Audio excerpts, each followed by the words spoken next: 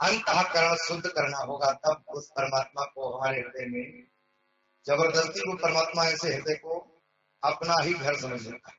ऐसा भाव दिया तो आज गोकर्ण जी ने अपने पिता को अनेकानेक प्रकार से समझाया कि बोले पिताजी कोई किसी का नहीं है, आपने जो केवल धुंधकारी के लिए जो अपने हृदय में मोह बना रखा है उस मोह को त्यागिए। ऐसा भाव देने के बाद में पिताजी को समझ में आ गया। देहे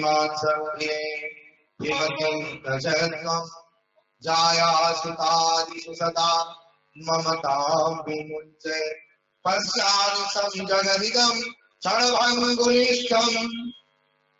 ये संसार जहां तक दिखाई पड़ता है नाशवान है, और भगवान का भजन करके आज 60 वर्ष की उम्र में आत्मदेव ब्राह्मण भगवत लोक को गया। इधर एक दिन धुंधकारी ने पकड़ा अपनी माता को, माता से कहा कि पिताजी तो चले गए, अब आपके पास जितना धन है वो सबका सब धन हमें दे दो। यहाँ पर विचार करने वाली बात यह है कि पिता ने सत्संग किया, गोकर्ण जी का सत्संग पिता को मिला और पिता भगवत लोक को गए, लेकिन धुंधली को सत्संग मिला नहीं था। अंततः धुंधकारी ने जो धमकी दी कि शाम को मुझे सारा धन निकाल के दो, और नहीं तो शाम को लाठियों से पिटाई करूंगा। आज धुंधकारी के भय से माता धुंधली ने कहा कि इसके हाथ से तो मरने से अच्छा है कि हम अपनी आत्महत्या कर लें। तो जीवन में सत्संग किया नहीं था, सत्संग जब किया नहीं था तो जीवन में प्रकाश था नहीं, तो जाकर के जंगल में अंधे कुएं में कूद करके अपनी जान दे दी, प्राणों को छोड़ दिया। इधर पिताजी तो गए जंगल को, माताजी ने आत्महत्या कर ली। अब गोकर्ण जी ने मन में विचार किया कि शायद अब इसका कलेश ये हमसे कलेश करेगा, तो गोकर्ण जी ने कहा कि चलो अपने राम भी तीर्थ यात्रा के लिए निकल लें।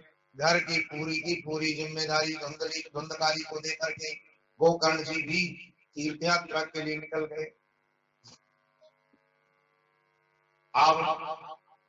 अब धुंधकारी जो था बिल्कुल स्वतंत्र हो गया। इस शरीर में धुंधकारी कौन है बताओ? ये हमारा आपका शरीर है, इसमें धुंधकारी भी बैठे हैं और गोकर्ण भी बैठे हैं, और इसमें आत्मदेव शर्मा भी बैठे हैं और धुंधली देवी भी बैठी हैं। हमारा मन ही ये धुंधकारी है, और मन हमेशा खटपट खटपट करता रहता है। और अगर इस मन को कंट्रोल करना है तो इसे कोई ना कोई काम देते रहो। एक महात्मा के पास में एक व्यक्ति गया, महाराज हमारे घर में कोई काम करने वाला नहीं है। तो महात्मा ने कहा कि इस मंत्र को जपो। उस मंत्र को जपा तो एक व्यक्ति, एक प्रेत प्रकट हुआ। महात्मा ने कहा इस प्रेत को ले जाओ, तुम्हारे घर में जो काम है वो ये करता रहेगा, लेकिन एक शर्त है, इसको हमेशा काम बताते रहना, और अगर काम नहीं बताया तो ये तुम्हारे ऊपर सवार हो जाएगा। अंततः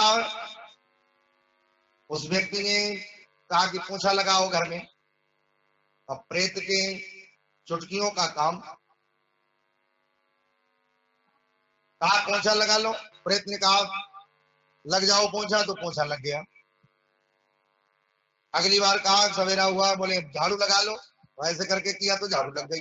मालिक काम, बोले जाओ खेत में गेहूं पड़ा है काट के आओ, ऐसे किया, लोग कट गए गेहूं। मालिक काम।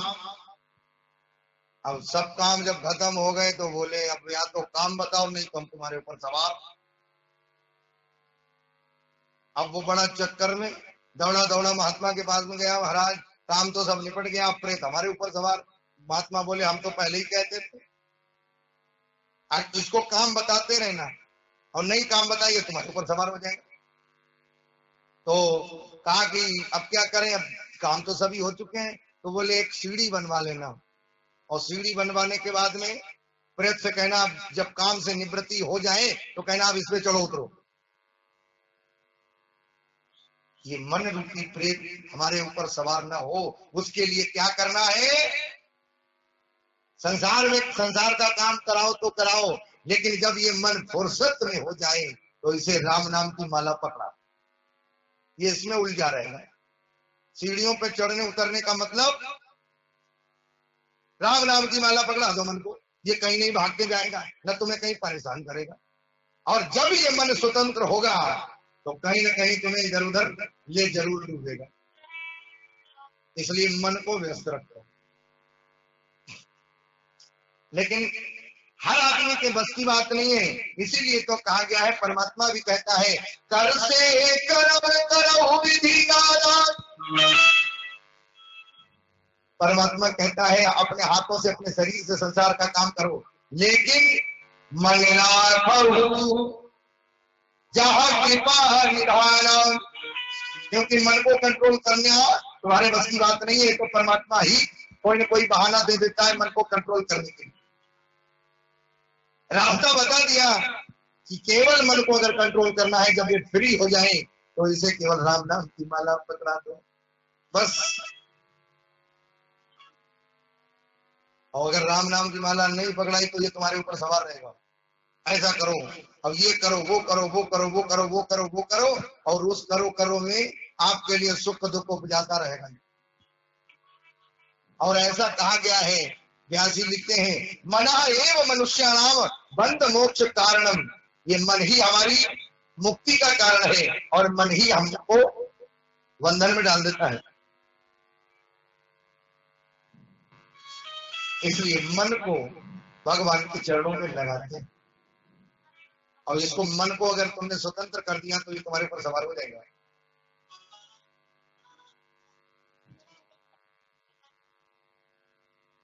इस संसार की गतिविधियों पर नहीं अधिकार किसी का है।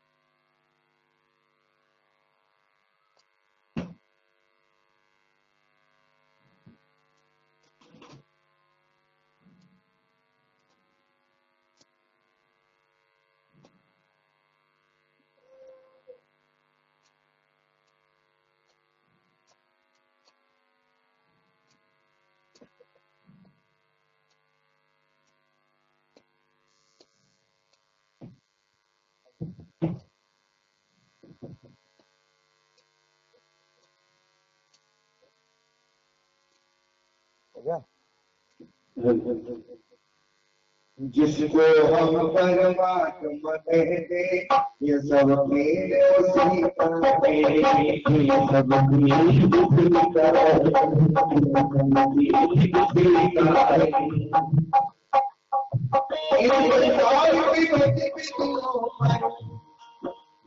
गतिविधियों पर इस संसार की गतिविधियों पर नहीं अधिकार किसी का है। जिस हम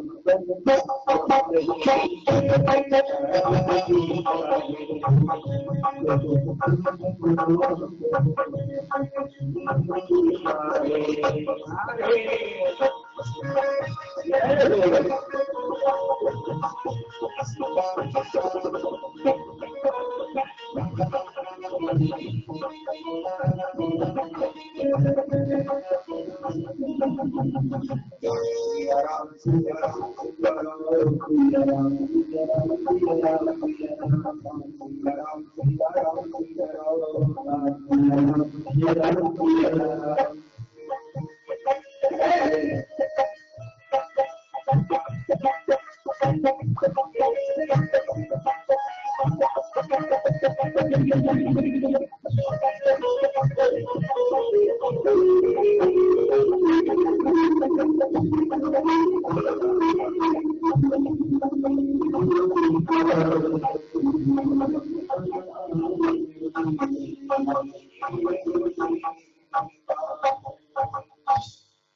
तो मन को आप भगवान के चरणों में समर्पित करें, बस यही भागवत का सार। इधर माता जी ने तो आत्महत्या कर ली। आत्महत्या करने के बाद में द्वंद्वकारी अकेला रहने लगा। अब 5 वैश्याएं ला करके अकेला घर में रहने लगा। अब इस शरीर में भी वो 5 वैश्याएं हैं जो दिन रात हमको तुमको खाए जा रही हैं। कौन कौन वैश्याएं हैं? आंख, कान, नाक, जिह्वा और ये त्वचा। यही 5 वैश्याएं। त्वचा कहती है कि हमें अच्छा स्पर्श दो, मुलायम मुलायम सॉफ्ट स्पर्श। आंख कहती है कि अनेकानेक प्रकार के सुंदर सुंदर दृश्य देखने को मिले।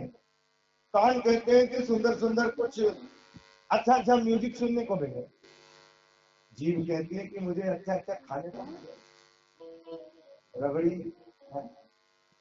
कल शायद हमों को मिली थी, बाहर बैठ के अमूल चाप रही थी कटोरी।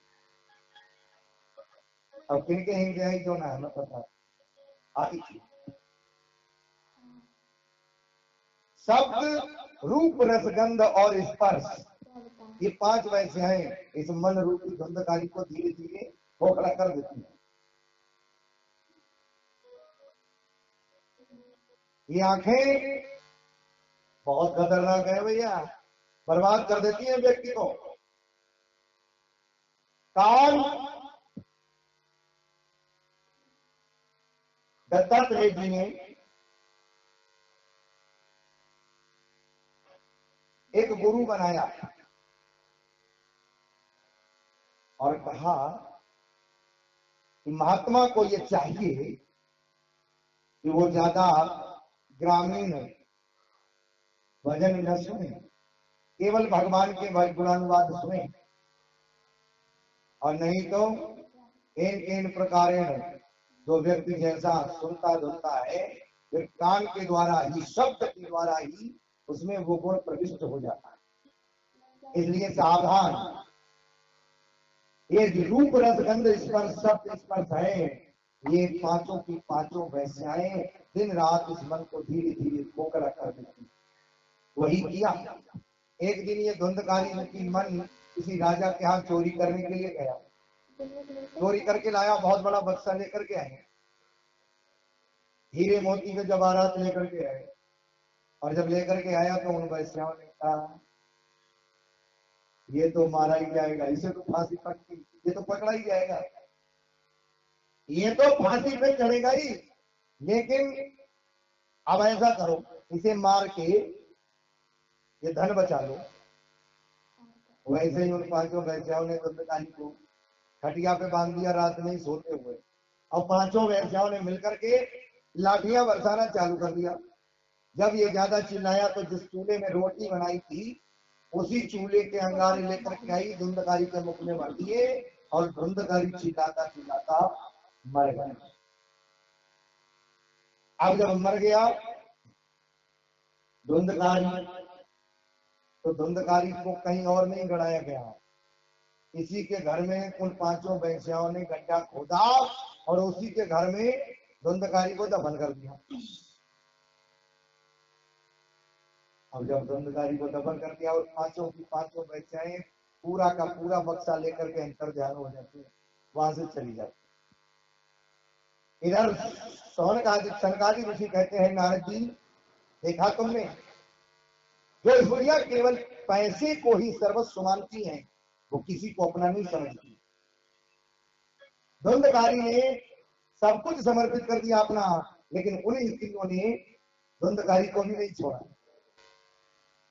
इसलिए कभी भी किसी व्यक्ति को साधारण में किसी पर विश्वास नहीं करना।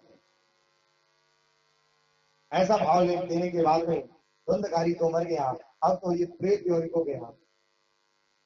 एक दिन गोकर्ण जी को पता चला तीर्थ यात्रा में, तो तीर्थ यात्रा में गोकर्ण जी गए, गया में जाकर के धुंधकारी के लिए पिंडदान किया, और पिंडदान करने के बाद में घर को लौट के आए तो संध्या का समय हो गया। संध्या का समय जब हो गया तो एक स्थान पर जगह खाली करके लेट गए, लेकिन जैसे ही लेटे थे वैसे ही कभी ये घोड़ा बन करके आ जाए, कभी बकरा बन करके अनेकानेक रूप धर करके आज गोकर्ण जी को डराने लगा।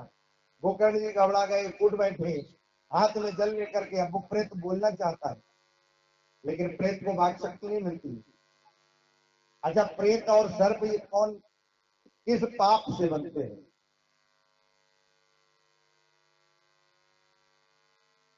प्रेत वही बनता है जो जमीन जायदाद के कारण, जमीन जायदाद में जिनका मोह ज्यादा हो जाता है, तो अंतः मति सगति, जिनकी मति अंत में जमीन जायदाद में ज्यादा जुड़ जाए। इतना तो हमने खरीद लिया, अब इतनी और अपने नाम करा ले, और इतने में आएगा मृत्यु को बुलावा। भगवान कहते हैं तुम जमीन के मारे मरे हो तो ऐसी जमीन इतनी चाहिए, बंजर जमीन में खाली खाली कंदराओं में उनको पैदा कर देता है। बंजर जमीन में रहो, जहां कोई न रहे वो तुम रहो जाए, पूरी की पूरी हजारों बीघा जमीन में आप रह सकते हो। अच्छा, सर्प को रहने का स्थान कहाँ होता है जाना? जो आदमी ज्यादा संग्रह करता है धन दौलत का, रुपया जवाहरात हीरा मोती का, अच्छा जहां आभूषण ज्यादा निकले वहां हम लोगों ने कभी कभी ये देखा होगा कि वहां एक भुजंग जरूर सर्प रक्षा करने के लिए। तो ये सर्प वही है जो अपनी संपत्ति के लिए जीवन चौकीदार बनकर के रखवाली करते हैं, और उनको फिर अगला जन्म सांप का दिया जाता है, और सांप जो है माया की रक्षा करता है। भगवान कहते हैं अब की बार भी तुम्हें ऐसी, पिछले जन्म में तो तुमने करी खूब रखवाली, जाओ जन्म में तुम सांप बन के रखवाली करो। तो इस प्रकार अगला जन्म प्रेत का मिला। गोकर्ण जी ने जल हाथ में लेकर के मंत्रोभिषिक्त किया, और मंत्रोभिषिक्त जल जैसे उस प्रेत के ऊपर छोड़ा, प्रेत में वाक शक्ति आ गई, प्रेत बोल पड़ा है,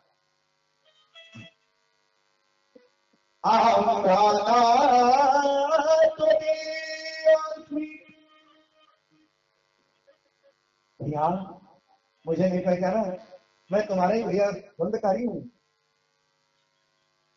धुंधकारी के नाम का, अरे धुंधकारी तो तुम्हारी ये गति कैसी हुई?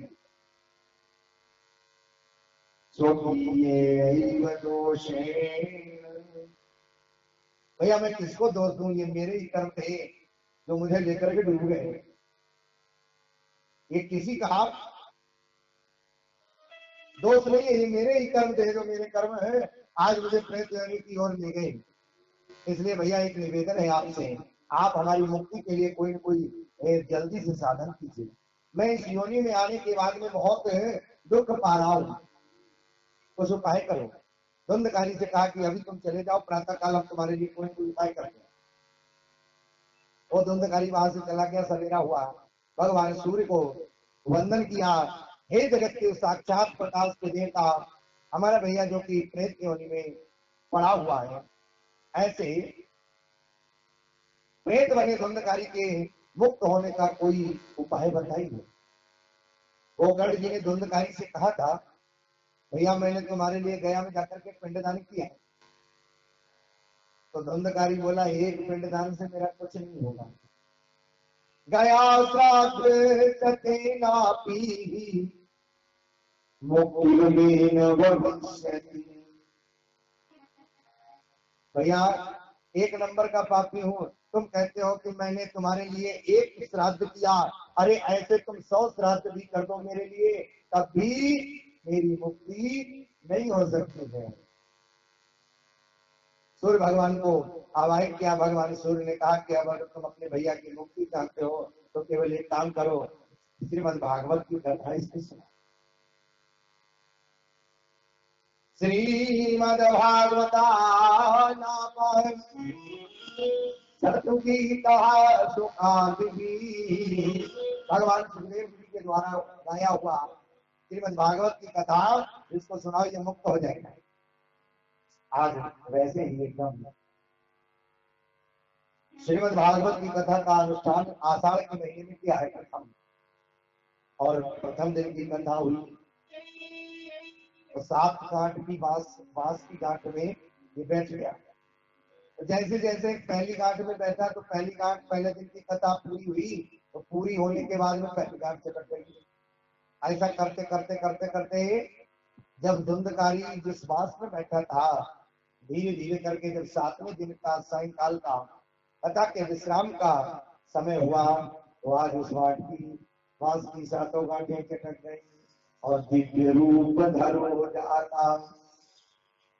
जो प्रेत योनि में था वही देवता बन करके, सोने का मुकुट लगा करके, तुलसी की माला पहन करके आज सामने साक्षात प्रकट होगी।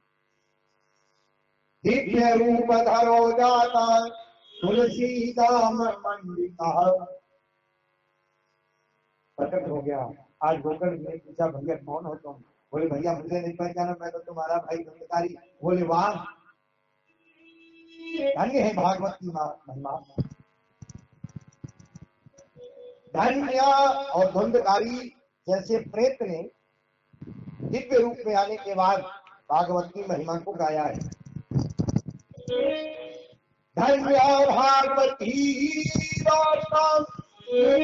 धन्य है ये भागवत की कथा, प्रेत पीड़ा विनाशिनी। धन्य है भागवत की कथा जिसने मेरे जैसे एक नंबर के पापी को प्रेत योनियों में जाने के बाद में भी मुक्त कर दिया। और उसी समय ऐसा लिखा है, एक विमान प्रकट हो गया और विमान में धुंधकारी जा बैठा। जैसे ही धुंधकारी उस विमान में बैठा, वैसे ही जो पंडाल में बैठे हुए सभी श्रोता समुदाय था, वो सब का सब चेहरा सबका लटक गया। क्यों लटक गया? बोले, उनका चेहरा इसलिए लटक गया कि यहाँ पर कथा को हमने भी बहुत ध्यान से सुनी, लेकिन विमान केवल धुंधकारी के लिए क्यों है? वो कर्ण जी ने भगवान के पार्षदों से पूछा कि जब कथा को सुनने वाले हमारे इतने श्रोता हैं, तो विमान तुम एक क्यों लाए? तुम्हें तो सबके लिए लाना चाहिए।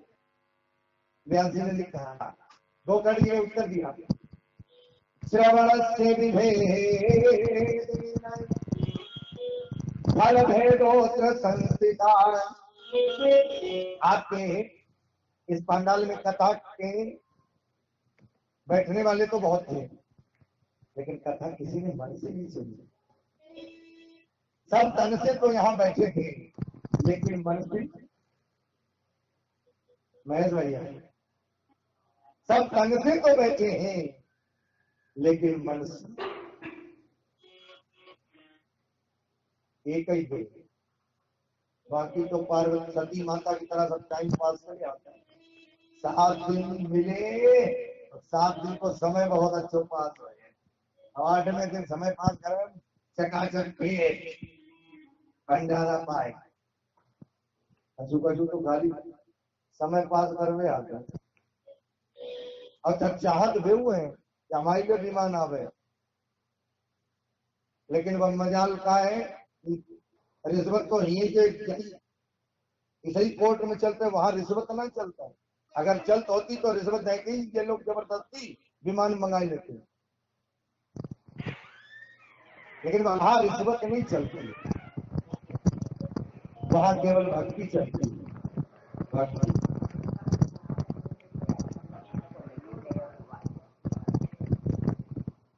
और अगर किसने जितनी जैसी भक्ति कही उसे उसका फल देता।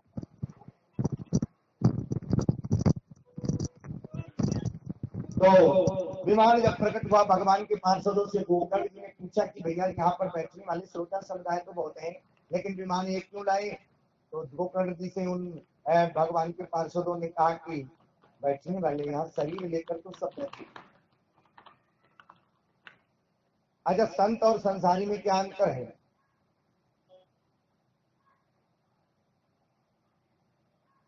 संत और संसारी, संत कौन? बोले जिसका तन घूमे और मन स्थिर रहे। और संसारी कौन? संसारी हम तो, शरीर तो हमारे कथा के पांडाल में बैठो है, लेकिन व्यवस्था कोई कोई तो डोकरी जब सोचती है, ऐसा तो ना है। नई नई बहू आई है, जीरो जरा ज्यादा डाल। हाँ, कथा के पांडाल में कोई कोई तो ऐसा विचार लेके बैठती है, चाहे घर लला को भी आओ भाव है, ऐसा तो ना सब्जी में तेल ज्यादा डालते। सबूर अबूर है कि ना है? शरीर तो हीन लेके बैठी है, लेकिन ध्यान पूर्वक बहू के ऊपर। ऐसा तो ना है दूध उबाल के ना रखे आई, पता ना है बहू अपने काम में इधर उधर व्यस्त हो जाए तो दूध और उबल जाए। हालत हम लोगों की। कथा के पंडाल में आइए, तन भी कथा में और मन भी।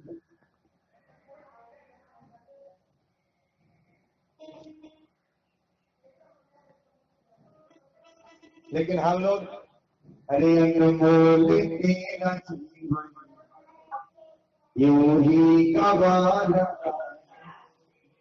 कथा के पंडालों में भी आगे के बाद झंझट घर की लगी, किसी और तेरी मंजिल,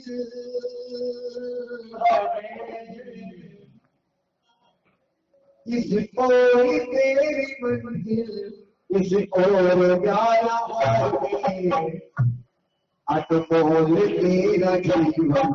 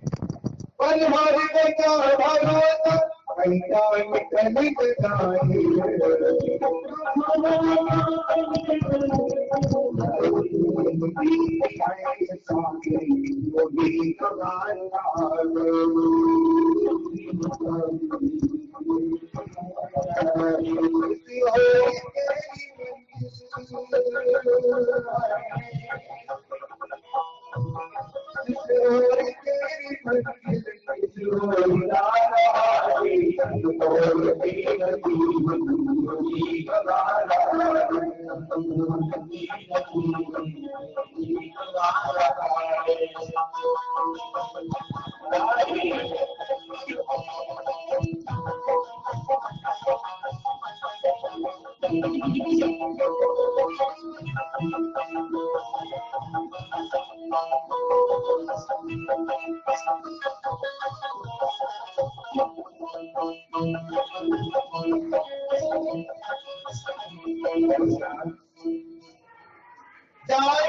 जब यहाँ से कोई नशा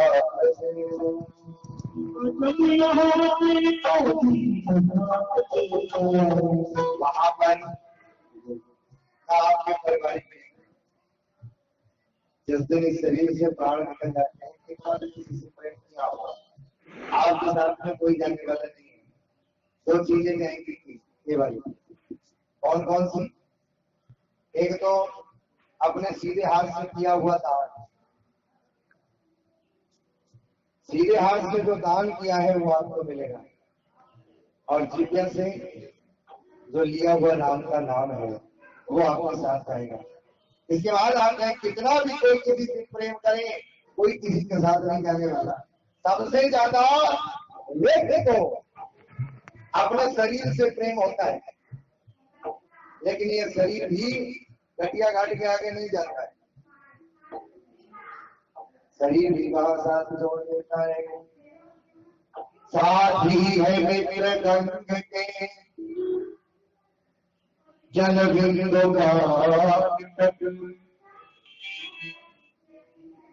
तेरिया भी संग निभाए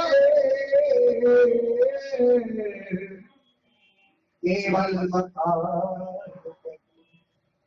परिवार के सब लोग चले स्मशान तक वे काम संग निभाए केवल अग्निदान तक।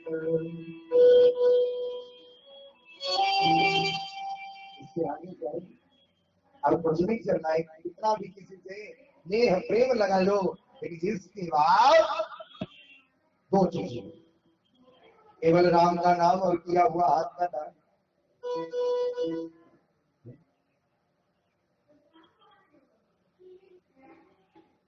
और हम लोग जिनके लिए रोज न जाने क्या क्या करते जाते हैं, अंत समय जब आता है बुढ़ापे का जीवन, वही लोग हमें आंखें दिखाने लगते हैं जब हम शिथिलावस्था की ओर चले जाते हैं। हर नवयुवक